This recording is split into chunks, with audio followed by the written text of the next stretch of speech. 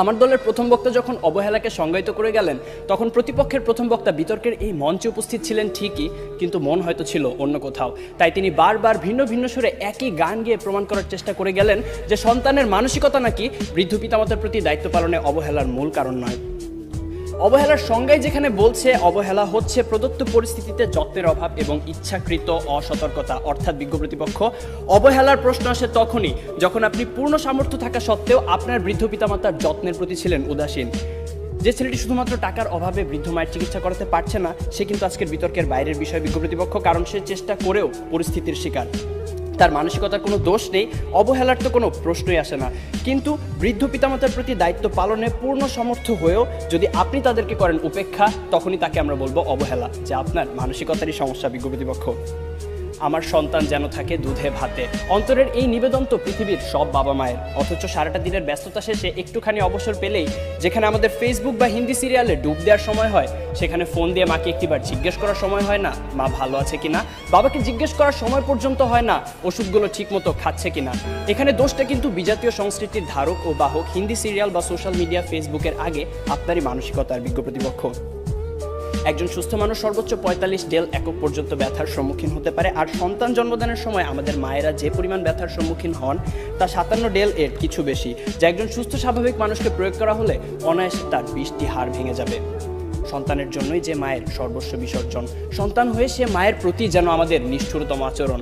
আর এর পেছনে মানসিকতায় যদি দায়ী না হবে, তাহলে কেন নারায়ণগঞ্জের ফতুল্লা শাসনগাঁও এলাকায় ভরণ পোষণ থেকে বাঁচতে সন্তানদের দ্বারা বস্তাবন্দি অবস্থায় রাস্তায় ফেলে যাওয়া 80 বছর বয়সী বৃদ্ধা হাসিনা বেগম সেদিন মারা গেলেন? কেন জামির উদ্দিন শেখ নামের শতবর্ষী বাবা 5 ছেলের 4 জনের হাতেই মার খেয়ে আজ শয্যাশয়ী? তথ্যসূত্র দৈনিক প্রথম আলো, 13 জুলাই 2018। পত্রিকায় প্রকাশিত এমন হাজারো হতভাগ্য হাসিনা বেগম বা জামির উদ্দিন শেখের গল্প আপনাদের শোনাতে পারি, জীবনযুদ্ধে যারা হেরে গিয়েছিল। হ্যাঁ বিজ্ঞ প্রতিপক্ষ, জীবনযুদ্ধে যারা হেরে গিয়েছিল সন্তানের ঘৃণ্য মানসিকতার কাছে। এরপরও কি সন্তানের সেই পচে যাওয়া মানসিকতার চেয়ে বিভিন্ন পারিপার্শ্বিকতার অজুহাতকেই বড় করে দেখবেন? প্রশ্ন রইল বিপক্ষের দ্বিতীয় বক্তার কাছে। প্রতিপক্ষের প্রথম বক্তা বলে গেলেন যে সন্তানেরা নাকি এখন সময়ই পাচ্ছে না তার বাবা মার সাথে ব্যয় করার, অর্থাৎ ব্যস্ততার কারণে তারা সময় দিতে পারছে না তাদের বাবা মাকে। আসলে সত্যি কথা বলতে জানেন কি বিজ্ঞ প্রতিপক্ষ, এই পৃথিবীতে সময়ের অভাব বলে কিছু নেই, সব কিছুই নির্ভর করে আপনার প্রাধান্যের উপর। তাই দিন শেষে আপনার প্রাধান্য যদি পিতামাতা না হয়ে হয় ডিজনি প্লাস বা নেটফ্লিক্স, মানসিকতার দিকে আঙুল তো উঠবেই। মাননীয় সভাপতি প্রতিপক্ষের প্রথম বক্তার বক্তব্য থেকে এটাই পরিষ্কার যে তারা মানসিকতা নয়, বরং সন্তানের সুশিক্ষার অভাবকেই দায়ী করে গেলেন, যার কারণে প্রভাবিত হচ্ছে মানসিকতা। মাননীয় সভাপতি, কোনো কিছুই তো আপনা আপনি দূষিত হয় না। এখন কেউ যদি ধূমপান করে বলে যে সিগারেটে থাকা নিকোটিনের কারণে তিনি ক্যান্সারে আক্রান্ত হয়েছেন, এখানে ধূমপানের কোনো দোষ নেই, তাহলে বিষয়টি কি নিতান্তই হাস্যকর নয় বিজ্ঞ প্রতিপক্ষ?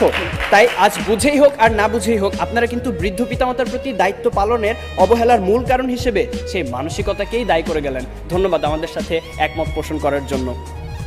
প্রতিপক্ষের প্রথম বক্তার মতে বর্তমান সমাজে বাবা মায়ের মধ্যকার অশান্তি, ঝগড়া ইত্যাদি দেখে অবহেলায় একটি বড় হওয়া একটি সন্তান তো সেগুলোই শিখবে। কিন্তু বিজ্ঞ প্রতিপক্ষ, একই পরিবারে বেড়ে ওঠা 2টি সন্তানের মধ্যে যখন এক ভাই হয় সমাজে উচ্চ প্রতিষ্ঠিত আর আরেক ভাই হয় মাদকাসক্ত বেকার, তখন আপনি কি বলতে চাইছেন যে তাদের বাবা মা তাদের দুরকম শিক্ষা দিয়েছে? অর্থাৎ আমি এটাই বোঝাতে চাইছি যে পরিস্থিতি যেমনই হোক না কেন, ভালো মন্দের বিচার করার মানসিকতা বা বিবেক সে তো আপনারই হাতে।